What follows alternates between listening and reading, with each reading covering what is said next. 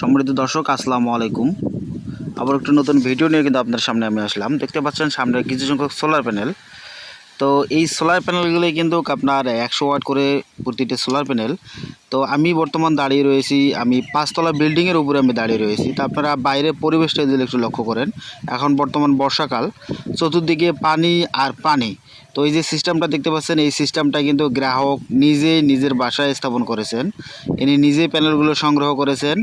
প্রতিটি 100 ওয়াট করে solar system, অর্থাৎ এখানে 100 ওয়াট করে দিলে 12 ভোল্টের প্যানেল না দিয়ে এখানে 24 ভোল্টের প্যানেল ক্রয় করতো, দামেও কম পেত এবং সিস্টেমটা কিন্তু অনেক দিন লংজিভিটিতে প্যানেলের হতো। তো এই জায়গাটা আছে দিনাজপুর জেলার ফুলবাড়ি হইতে বিরামপুর রোড।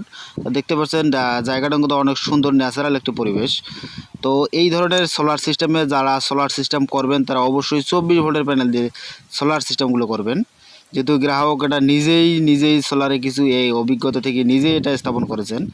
তো এখানের এনার যে প্যানেলের একটু ত্রুটি ছিল, সমস্যা ছিল, এই কারণে আমরা এখানে দেখতে আসছি সিস্টেমটার সমস্যার কারণে। তো ইনি যদি আমরা ভিতরের অংশটা আপনাদের যদি দেখাই, তো এখানে এটা আছে 24 ভোল্টের ইনি একটি হাইব্রিড ইনভার্টার দিয়েছে। এটা আছে ক্রাউন ব্র্যান্ডের 3.6 কেভিএ, অর্থাৎ 3000 ওয়াট লোড সম্পন্ন একটি হাইব্রিড ইনভার্টার। এবং এখানে ইনি যেটা ব্যবহার করেছেন, নিজে এসব জিনিসগুলো ক্রয় করেছেন, নিজে স্থাপন করেছেন। তা এখানে এই বিষয়ে এনার এই বেশি একটা অভিজ্ঞতা না থাকার কারণে সাধারণ সোলার হিসেবে এনে এখানে কোনো ধরনের সার্কিট ব্রেকার, অর্থাৎ সব এসি সার্কিট ব্রেকার ব্যবহার করেছেন, কোনো এসপিডি ব্যবহার করেনি। এবং প্যানেলের যে অর্থাৎ কেবলগুলো ব্যবহার করেছেন, কেবলগুলো কিন্তু অ্যালুমিনিয়াম 6RM ব্যাটারির যে কেবলগুলো ব্যবহার করেছেন এটাও কিন্তু ভালো হয়নি।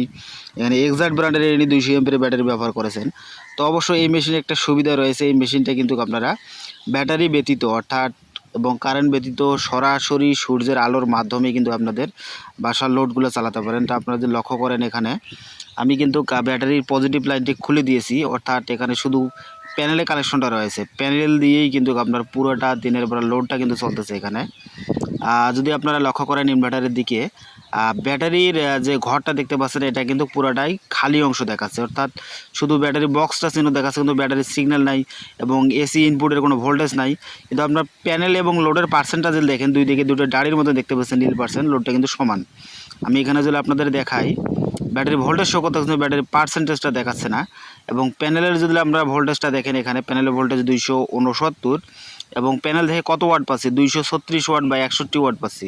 কিন্তু এখানে আমার বাসার লোড চলতেছে 200 ওয়াট, অর্থাৎ 199 অথবা 200 ওয়াট চলতেছে, পুরোটাই কিন্তু সোলার প্যানেল থেকে চলতেছে। এই ইনভার্টারে একটি সুবিধা রয়েছে যে আপনারা ব্যাটারি ছাড়া শুধু দিনের বেলায় আপনারা আপনার বাসাবাড়ির লোড ব্যবহার করতে পারবেন।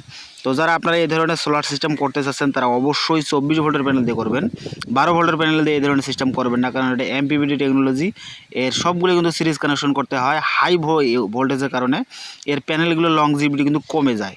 এবং ভিতরে যে প্যানেলের কেবলগুলো ব্যবহার করবেন সিরিজ কানেকশনের জন্য অথবা প্যানেলের কেবলগুলো ব্যবহার করবেন, তারা অবশ্যই কিন্তু এখানে আপনারা ফ্লেক্সিবল ভালো মানের কেবল ব্যবহার করবেন। আর যারা এই ধরনের সোলার সিস্টেম করতে চাচ্ছেন তারা অবশ্যই নিজেরাই করতে পারেন, অবশ্যই যোগাযোগ করবেন।